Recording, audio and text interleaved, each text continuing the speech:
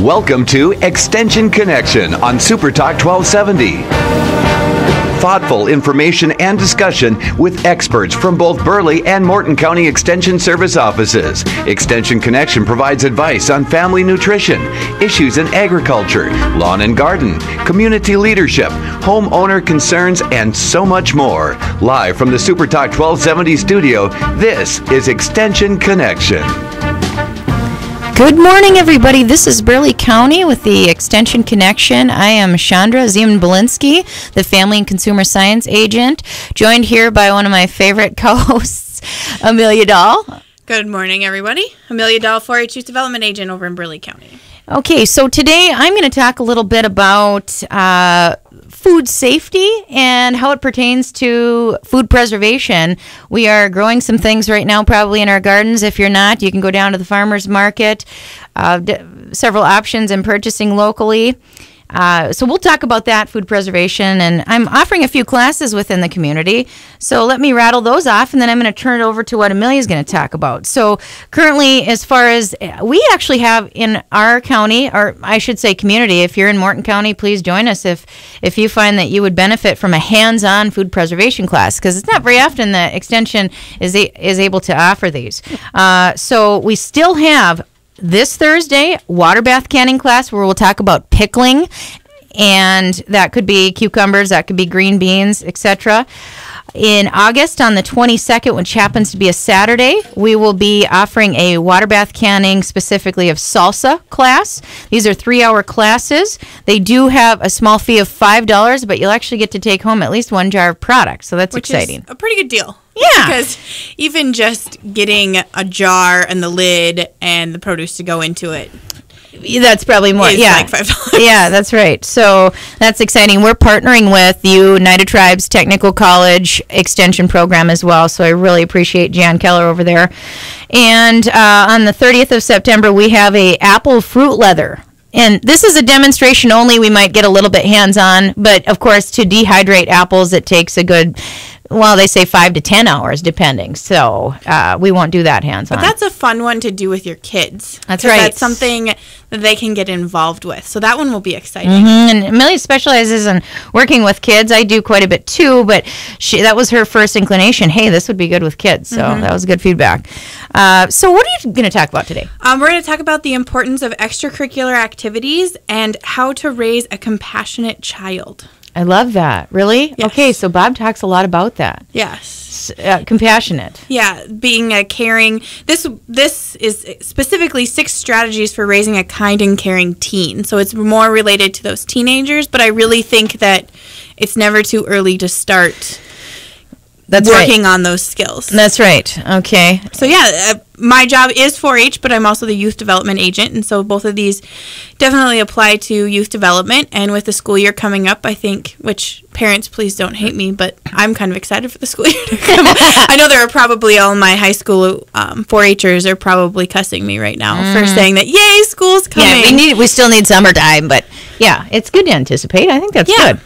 So what are you excited about here? Well, the first one kind of wanted to talk about is why your kid or your child needs extracurricular activities. And this article, which is specifically written by the National 4-H, it's in conjunction with National 4-H Council, lists 6 reasons why your child needs extracurricular activities. Okay. So, Chandra, were you involved in extracurriculars growing up? Yes. I mean, the first ones that come to mind were sports, but I did 4-H until I was almost 10 years old. Okay. So, and then we moved, and that's the only reason why we changed. Actually, I was excited because I came from Mercer County, and I just judged their county fair. And here, I hadn't been back to the 4-H building in, over about years. Almost, 25 years or something. And here the room is exactly the same with the same tile, and it brought back the memory. It was so fun. You remember doing your, was it wood pounding that you did? Yeah, we did some punch to a pattern. So we made this little pattern of a dog. And then we made soap, and we actually incubated eggs for poultry, so we could have little chicks hatch, which none of ours worked, but it was still really exciting, and it sat with me. All kinds of things, actually. I have to think and more. that's one of the things for extracurricular activities, especially in the very urban area that we are in Bismarck and Mandan, and even out in the counties. There's a lot of activities available for kids. Right. And Right. the first thing, like you said, the first thing a lot of people jump to is the sports. Okay. And sports are great. They teach a lot of really great skills, but there's also other things. There's FFA, FCCLA. Right, That's what I right. grew up in, was FCCLA. I was Yes. very strong in FCCLA. There's BPA, FBLA. So there's a lot, and I'm sorry for the alphabet Yeah, I soup, suppose. everybody. If you have a child in high school, you've probably heard at least a few of those Yes. acronyms passed around. So there's a lot of things that they say are benefits to those extracurricular activities. And the first one says it adds motivation to your child's day. So the activity is meant to be fun and can give your child something to look forward to keep them in good spirit. We all know that sometimes school, and even as adults, work. I think this applies to adults too. Yeah. Like, we need a life Yeah. outside of work, and sometimes even away from our families, with, even if that's one night a month where we go out with the girls. It's true. Something to look forward to. Right. It keeps Yeah. them motivated. And I was actually talking to our intern, Maria, about this, and she said that in high school, she would tell herself that she needed to get her homework done before track practice or a track meet, and it kept her motivated to get her work done on time. Okay. So that's good. Mm-hmm. that's a motivator in itself. If you want your kids to do well in school, sometimes parents use taking extracurriculars away as a punishment, when in reality, using those in a positive way, doing that positive reinforcement rather than the negative enforcement, goes a long way with your youth. Right. And so, we're defining 4-H as extracurricular. Yes. Is why we're on this subject. Yeah. And so, that's fantastic. And the positive way, because it's about how you approach it. Okay? Right. Yeah, and 4-H is considered an extracurricular activity. When I'm talking in schools and explaining my job, I relate it to sports, because that's what youth in schools think about. But the new 4-H year is coming up. September 1 starts our new year, Yep. so it's about a month away. So if you have youth who maybe don't fit into basketball, or they want something more than volleyball, 4-H is great, because especially if you have a son and a daughter, you don't have to run one to one meeting and one to the other meeting. They can go to the same That is a club. good example. Yeah, because I know I'm blessed that I have 2 little boys. Yeah. But I know some families that have boys and girls, and if you're going to take boys to a meeting and girls to a meeting, by the time you get them done, you have to retrace your steps and pick them up again. Where in 4-H, we really encourage the family to be involved, which is another added benefit in addition to these 6. Right. Yes. The second one, just briefly before we go on break, is it provides what your child is missing elsewhere. So in school, especially lately, it's been so focused on those standardized tests and meeting the grade. Even when you get into high school, you got to take the SAT, the ACT, so that you can get into college, and then after college you take the GED. Like, there's so many standardized tests. Extracurricular activities allow youth to get what they may be missing in that classroom. Yeah. So we're going to take a quick break, and when we come back, we'll talk about the other 4 reasons why children need extracurricular activities. And we won't throw so many acronyms at you. Thank you, right?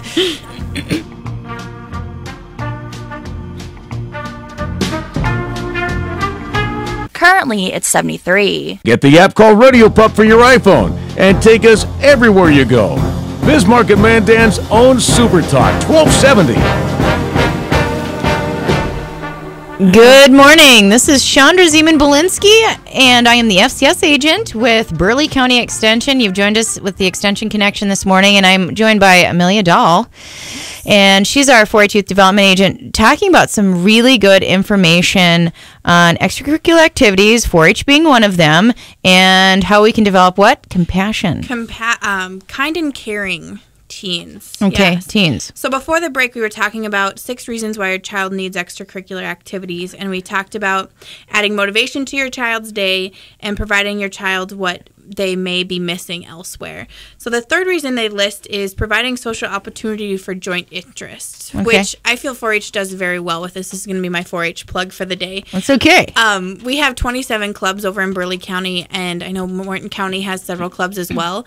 And we really focus our clubs on similar activities. So we have a archery club, we have a horse judging club, a livestock judging club, a meat judging club, hippology. So there's clubs for everyone regardless of what your interests are. And then we have the more broad general interest clubs that do a little bit of everything. They decide at the beginning of the year what they want to do, and they do that. So that's a good thing just like as adults, we like to join those things. Like my husband and I host a board game night. Right. So that we can meet other people who play board games. Yes. Providing those opportunities for our youth not only help them meet people with similar interests, but help them gain those skills so that when they are adults, being able to kind of structure their own time to do that. The next one is help your child learn about themselves. So this is working towards a goal can help your child explain why they feel a goal is worthwhile and help them to understand why they believe it is important. Yeah. So a little self-awareness. Because you're learning yourself your entire life. But Right. it's good to use an extracurricular activity. They might have a takeaway and learn something about themselves. And I know most parents would probably agree with me on this. It always seems that kids learn better when it comes from somebody not the parent. Yeah. Oh, yeah. Like I can tell even my 3-year-old, William, you need to stop doing that. William, you need to stop doing that. And as soon as Sabrina, his daycare lady, says, William, you need to stop. He's like, okay. There's something that kids have this understanding that they need to behave a certain way when they're around not their parents. Right. So that's a good opportunity for them as well.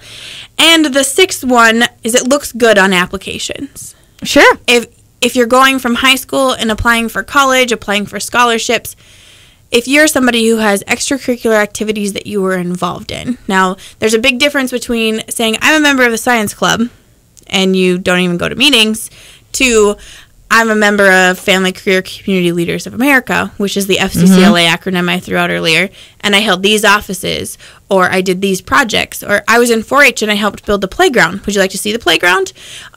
Those are what people are looking for on applications. Grades are important, and that's why we link back to that first one is that motivation. Like Maria said, I did my homework before I went to track practice. It kept me motivated because I liked track practice. Right. And so it looks good. It doesn't matter what you're applying for. If you go to college, you go straight into the workforce after high school. It looks good. Yeah. And these are the interesting stories that people want to hear. Right. Even in an interview when you're an adult. It doesn't matter if you did it when you're 8 years old. Like you had built a playground. Right. With FCCLA, was it? Okay, when so I was that's a 7th interesting. grader. And now I can take my kids to play on it, which is cool. That is really cool. My son doesn't believe me that I built it. Okay. And actually, from a literal standpoint, that's pretty cute. He's processing things logically, so that makes sense. But one thing, and this was something that Maria also brought up, is making sure your child makes the decision to join that or any extracurricular activity on their own. You can definitely see the difference if you're involved in something between the youth that want to be there and the youth who parents are saying you need to go. So how do you process that if the parents, want them to be there? What was your conversation? Because that's pretty good. That's true. Self-motivated. Even as a youth, you have that. I think it goes back to giving your child choices. Like, you don't say, hey, you're tall, you're going to play basketball, when really the kid just wants to be in chess club. I've always joked that my boys will not play football or hockey because I don't want the injuries that go with that. I know. But truthfully, if that is what they want to do, that is what we need to empower them to do. And so as a parent, it's tough sometimes because we have this vision of what we want our kids to be like when they grow up or when they're little. Like, are they going to be the grand champion steer show in 4-H, or are they going to be the national vice president of finance for FFA? Whatever we have our dreams for our kids, we have to remember that they also have their own dreams. And so supporting them on that very basic level, giving them choices. Like, do you want to go to swim lessons or do you want to go to golf? Right.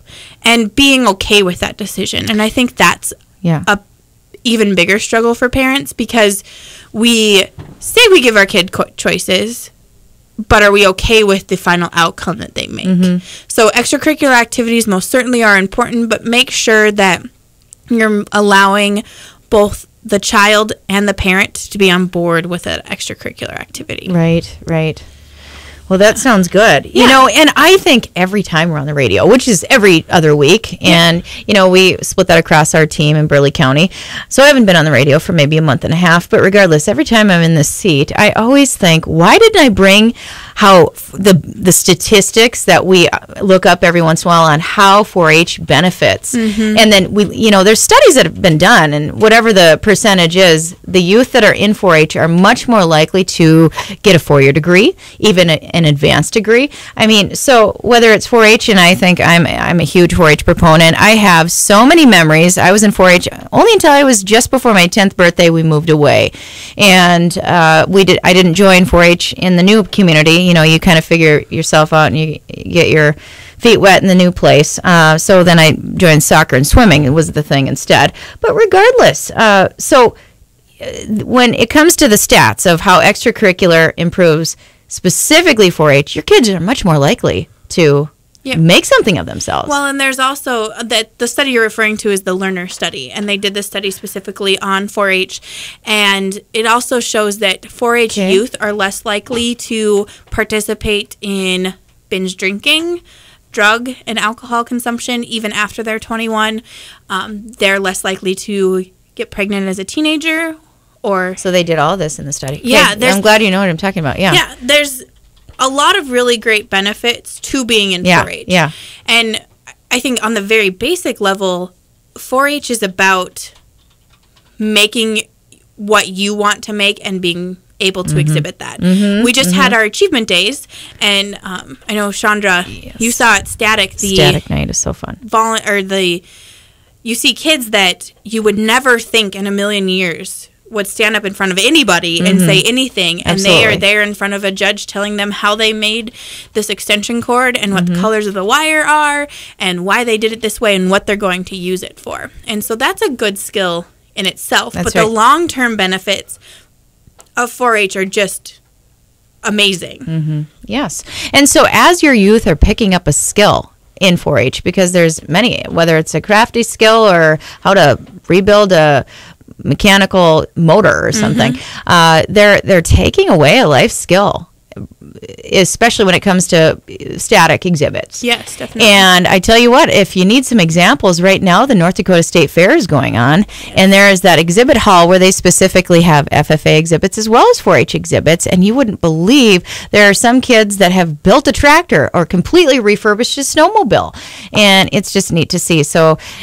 it's hard for me to not walk through there and think, oh, I can't wait for my kid to maybe be exposed to this or do this or do that. Don't you think? You're like, I want to build a sandbox with my boys, or it's fun to do that. And if you are up at the state fair, Chandra, that's a great point. Yeah. Go check out those 4-H exhibits. Make sure you check out the Burleigh and Morton County ones. Right, please there do. are some amazing things that came out of our county. We have very creative youth, and that's just a testament not only to the youth, but the amazing leaders that we have in our counties. Right. None of it would be possible without volunteers. That's right. Chandra and I and Ashley and Peggy could not do that by ourselves. Thank you to the volunteers and the parents and everything. Right. So, that's what we have as far as extracurricular activities. In kind of conclusion, I guess, be mindful of it's more than just shooting baskets. There's a lot of team bonding that goes there. Being able to work as a team, I think, is a big skill. Right. I mean, Chandra, you look at our office and we are a team, and those are skills that you learn on the very basic level, playing basketball, volleyball. That's right. Doing 4-H, being in meetings. All of those things are learned when we're younger. It's just like a language. That's right. They see, if you're going to teach your child a second language, do it while they're young. Right. No different than teamwork, leadership, all of that stuff needs to be taught. It can be taught at any point in life, but it's most effective when it's taught to young children. Yeah, earlier on. That's right. So, if you think about it, it doesn't matter what you go into, what you study. There's a common denominator across every single type of career, whether it's law, extension, teaching, just a few examples, like radio, DJ, right? You have to work with others. That's the common denominator. Yep. So learning how to do that with compassion. And I also think empathy, being able to put yourself in the other person's shoes, that's important. And, geez, I'm trying to get better at it every single day. There's always room for improvement improvement. So starting early, because you're not going to be the only person in your club, Right. is good. Absolutely. I think that's a great way to look into what type of extracurricular activity you're doing. Great. Well, we are going to take a quick break, and then we'll come back and talk some food preservation. Sounds good. Yes. Currently, it's 73. Get the traffic and weather information you need anytime on Super Talk 1270 and online at supertalk1270.com. Welcome. Good morning. This is the Extension Connection. You're joined today with Burleigh County Extension staff. Myself, Chandra Zeman-Belinsky. I'm the Family and Consumer Sciences agent, and Amelia Dahl. Hello, hello. She is the 4-H Youth Development Agent, and she just had some really awesome stuff. We were talking about extracurricular and the benefits that how 4-H falls into developing youth, their ability to work with one another, with others as a team member. What else could you add to that?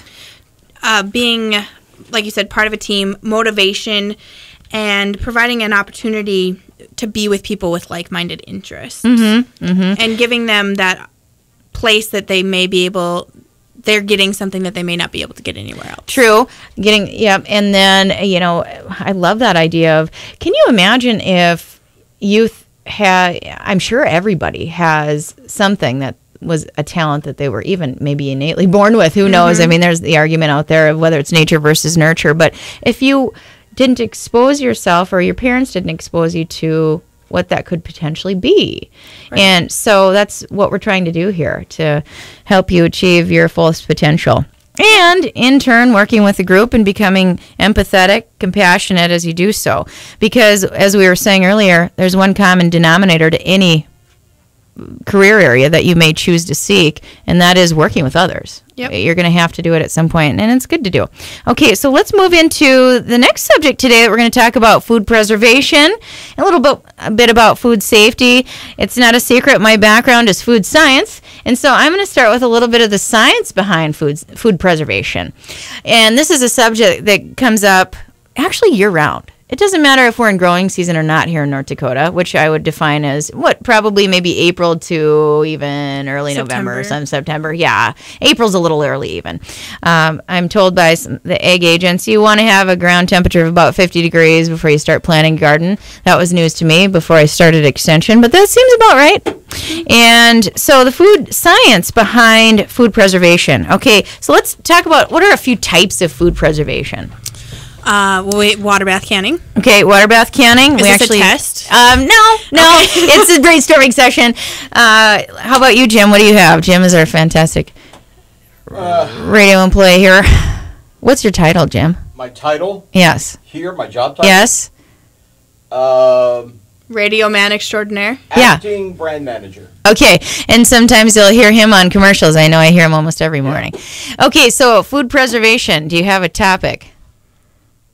Food preservation. How about maybe dehydration, freezing? Okay, this is what I'm looking for. Okay. Okay, so sorry to put you on the spot. So making jams and jellies, actually. Salsa. I love that. Okay, so any of these things that,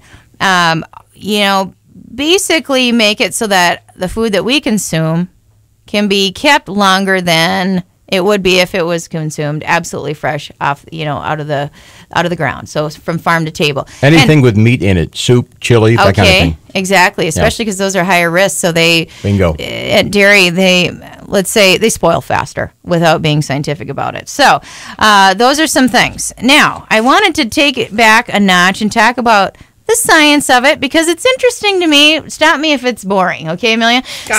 We've got an acronym that the food safety people, some really smart food microbiologists came up with an acronym, and it's in English it's called FATTOM. FATTOM.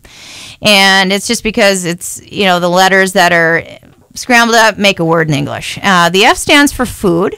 Okay, food, all bacteria need some carbohydrate source to grow. Just like we do, we need food. Okay, and it just so happens that the ones that make our bodies sick from a foodborne illness standpoint like the same food we like, and they thrive with that same food. So we're competing. We have to make sure that they don't grow, otherwise we'll get sick. So you can take away their food source, but in this case there's not much you can do because it's there. That's what we're trying to preserve. Right. So the A stands for acidity. And this acidity we can work a lot with when it comes to food preservation. So an example of how we play with acidity is the class that we're giving on Thursday. And as I started off in the show, we have, and I'll reiterate that we have a water bath canning class where we're making pickled products. And I think we have some green beans that we're going to pickle since it's green bean season right now. I definitely have got a couple pounds out of my garden, which I'm excited about. They were delicious and very sweet naturally. But pickling. Okay, pickling is ultimately defined as, well, you're adding an acid, and typically it's vinegar. And so that's how you're preserving the food from a scientific standpoint. You're playing with that acidity scale. If you add vinegar, the food is then becoming more acidic, and most of those really dangerous pathogenic foodborne illness causers can't live in that environment. And they can't live with vinegar. I think this is one of the big holdups with people, because if your acidity level isn't right, you have to pressure can, yes, rather than water bath, right? And that's exactly right. Thank you, Emily. So, it either you have to have right now, as far as how much we know about the microbial growth when it comes to, as it relates to foodborne illness. Okay, I eat something, I get sick. Well, how was it preserved? How was it prepared? So let's talk about the preserved side a little bit more. So with water bath canning, if the food isn't naturally acidic enough, and there's a magic mark, but you're not really going to know unless you maybe send it in to our lab, which most people aren't going to do, or you can call us. You can call us for any question. Believe it or not, now heirloom tomatoes the acidity has been bred out of them. And so the majority, and I actually can't think of an example, the last thing that I looked up, and this is research specifically out of our NDSU Extension Williston Research Center, there aren't any tomatoes right now that are grown that are acidic enough to water bath can only. You have to add some type of acid, whether it's citric acid, ascorbic acid. You've heard of a product called Fruit Fresh, which is the combination of both, or vinegar. And I think, and then the flip side. Go ahead. Well, I was just going to say, tomatoes, I think, is one of those things that I hear a lot, and I don't get the calls that you do. Well, my grandma did it, and nobody died. That's true. But I think the big difference is exactly we know a lot more. And we know that the acid is important. So even though your grandma did it and you didn't get sick, these are the new guidelines. Right. And, I love the visualization of, and I think it was a food safety PhD at NDSU that said this back in April when I was in the audience. And he said, really, if you can equate it to if you close your eyes or if you put on a blindfold and you go to cross the interstate. Sure, you can get across several times, but there might be one time when you do this over and over again, especially if you're annual canners, that you might get hit. And that is, in our case, by a foodborne pathogen. And I have to tell you, back in April in Ohio, it hit national news that it happened to be a church function, so a cooking for groups function, where somebody took home preserved food, and there was an outbreak of... help me with I'm drawing a blank. It was botulism, wasn't it? Clostridium botulinum. And thank you very much. And that is a parts per million. You only need a couple cells to really hurt somebody. And it is very lethal. Deadly, right? It's very lethal. It's deadly.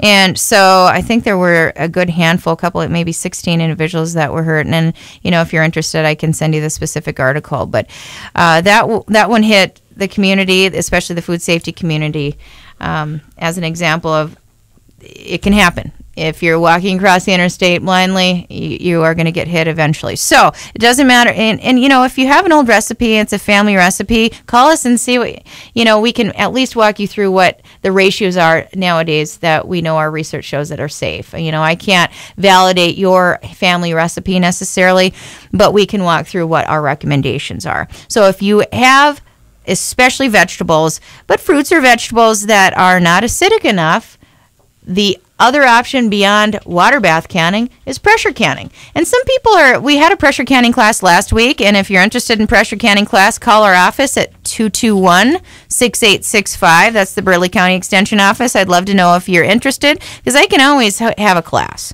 The reason why we pressure can is because Clostridium botulinum is the one that we're worried about. It loves that environment where there's no oxygen available, there's lots of food, and it's warm. It's warm, exactly, because you're leaving it on the shelf. and it will thrive. And guess what? When you're water bath canning, you can't wipe out the organisms that can live above 212 degrees Fahrenheit. Because you're boiling the water, that's as high as you can go. Clostridium botulinum doesn't die until it's at least 240 degrees at sea level Fahrenheit. And so we have to add pressure. Or what was the other option because of that acronym Fat Tom? Acidity. So either you have to add pressure to get up to that temperature, or you have to do something else by adding fruit fresh or what have you. Salt and sugar also help from a jelly standpoint. So let's get back to this acronym because it really explains everything of why we're food preserving. Okay, so we have the food, the acid. Let's get back to Fat Tom. The first T, and these T's can be interchangeable, time and temperature. They go hand in hand significantly. So I'm going back to, okay, we started with what type of food preservation are we talking about? Freezing or even refrigeration. We all have one in our house, more than likely a refrigerator, because we want to keep our food longer. That's a form of preserving. So it's at what temperature do we have time? So we're going to take a break now. We're going to finish out our science behind food preservation. Sounds good. Currently, it's 77. Our own radio station. Not Fargo, not the Twin Cities. Proud to be Bismarck and Mandan's own Super Talk 1270. Good morning and welcome back to Extension Connection. You're with Burleigh County this week, and I am Chandra Zeman-Belinsky, the Family and Consumer Sciences Agent, talking a little bit about the science behind food preservation and why it might be different today in preserving your food than it was, 2 generations ago with your grandma's wonderful recipes. Right. So before, this is Amelia, the 4-H Youth Development Agent. Before we get back into Chandra's Fat Tom acronym, just wanted to do a little plug for a program that 4-H has going on. We are collecting books to build a library, and judging by the amount of books we have so far, we're going to be able to build several libraries over in Uganda. Right. And it's a partnership with Grassroots Uganda, which is a organization over there that works with women who are single moms to help them get back on their feet and be able to sustain their family and support their family. So if you have children's books. Yes, we're collecting specifically children's books. They have a lot of the adult novel books, but we're looking for those picture books, those colorful books, so those kids have stuff to read, and they run it like a library just like we have here. So it's a really great opportunity for 4-H. We will be collecting them for another about 2 weeks now until August 3rd. You can drop them off at the Burleigh County office, which is 3715 East Bismarck Expressway. It's a big green and white building over by Buckstop Junction, or Town Square Media here in the Super Talk 1270 building. They are also collecting them. So drop them off. We will gladly take any children's books you have, and we really appreciate those who have dropped some off already. Yes, yeah. And, I have to say, and compliments to you, Amelia, and also the whole extension staff that has put the word out, because this is one of those exciting ideas that you brought to full fruition, and we've got a lot of books in there. We still want more. Yes. What I'm saying is, nice work. You could be part of a pretty decent effort here, a pretty big effort. We have 3 stacks going, and the stack in Ashley, our egg agent's office, keeps growing, and she was gone for a few days and came back, and she's like, Amelia, what is going on with all of these books in her office? So I wonder, well, she has a bigger office than I do, like twice the size of mine. That's the thing. Yeah, that's what happens when you have a bigger I wondered office. how long it was going to take you to notice. She's like, I noticed right when I walked in the door. Yes. So if you have books that are, if your kids have outgrown the message in the book or what have you, please bring them down to us. Yeah, I just went through my kids' books this weekend, and I let my kids pick. Do you really? like this book? No, it's okay. You can get rid of it. Okay. Do you like this book? Yes, to keep it. So we got rid of a box full of books, which I like is good. that. Yeah. So that's my little 4-H plug.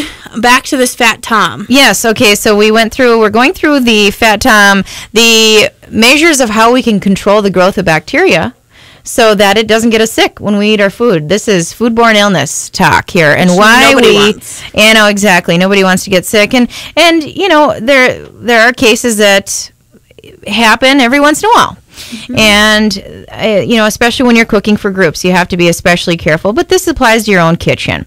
Okay, so the F stands for food. Bacteria need food to grow. If you take away their food supply, well, they're not going to grow, just like us. But, of course, because we're preserving the food, that has to stay. So how else can we affect it? Well, the A stands for acidity. You can put acid in your food product and water bath can it. The other alternative is if you want to can your food without acid and it's not acidic enough naturally, you have to add pressure in order to control that Clostridium botulinum. And without getting too deep into it, yes, you have to, if you're going to can product, either water bath can it or pressure can it. So even if you're cooking your food, and this is a common misconception, and the biggest change from what our grandmas did, even our moms, to what we are recommending today. So if you are cooking your peaches, or even blanching them and peeling them and filling, cooking your peaches up to at least 180 degrees, which is called hot packing, you still have to, once you fill those jars, water bath process them. Right. Okay, so even though the product is going in hot, you have to, after you put the seal on there, or the lid on there, seal them with the water bath canning process. And that is in a water bath canner. Yes. That water is over top of the jars. About an inch over, right? And will stay there the whole time. For a duration of time, depending on what you're canning. Depending on the recipe, yes. Right. So same with pressure canning. The last time I looked, thanks to one of our volunteers in our class last week, I guess that pumpkin and winter squash, that is one where you have to pressure can if you're not adding an acid. Most of us don't. If you want to save your pumpkins this fall, which I hope to be able to do, you have to process that for 90 minutes in a pressure canner. So that's one that takes a while. Okay. Well, I think that it's so thick. Right. And you have to cube it in 1-inch cubes. Otherwise, it won't penetrate the jar. So there's a certain way that you have to do that particular one. So if you have a question on something you want to preserve, please call me at 221-6865. Getting through this Fat Tom acronym. All right. So let's think of a situation where we're affecting the 2 T's. Time and temperature, they're always related as it pertains to food safety. An example is freezing. Okay, so people call me, how long can I keep my meat in the freezer? Well, you can keep it indefinitely technically, and even USDA says this on their website, but then it becomes a quality issue. And remember, there's 2 pillars. Food safety is very much different than quality. So you can keep it and not get sick, but is it going to be good when you pull it out 2 years really later? Disgusting when it's exactly. No, thank you. Freezer. So let's get on to the O. O stands for oxygen specifically. Some bacteria want oxygen. Some don't want oxygen, like that Clostridium botulinum that's so lethal in our canned goods because it doesn't like oxygen. It thrives there. And so I can think of other examples. Shrink wrapping. You pull that oxygen out, that air out, which has oxygen in it. When you go and buy lunch meat at the grocery store, some packages are shrink wrapped and some have air in them. That's a different type of air that's flushed back in, and we pull out the oxygen at the same time, and that preserves that food longer on the refrigeration shelf. And so you can play with oxygen whether it exists or not. This is why we have to be on top of all organisms, whether they like it or not. So that's why oxygen. When we buy our lunch meat, yes, and it's all nicely packed, the moment we open it, we decrease the amount of time it should be in there, right? That's exactly right. Because it has an expiration date, which could be 2 months down the road, but once we open it, we have how many days? Well, and typically with meat, I'd have to look at the publication. It's a good rule of thumb that about 4 days. Right. Believe it or not, very long. That's right. So, and then dehydration is an example of what stands for the M. M is moisture. Okay, so bacteria thrive in a moist condition, especially foodborne illnesses specifically. And so what's a way to control that? Well, we get rid of all the don't moisture. necessarily have to cook it. We don't have to can it. We can dehydrate it. And that's one of our classes coming up on the 30th of September, the fruit leather demonstration class. So you can pull the moisture out. So there's different ways. So it all comes back to this acronym of how to preserve our food. So we really encourage you, if you want to take advantage of right now our growing season.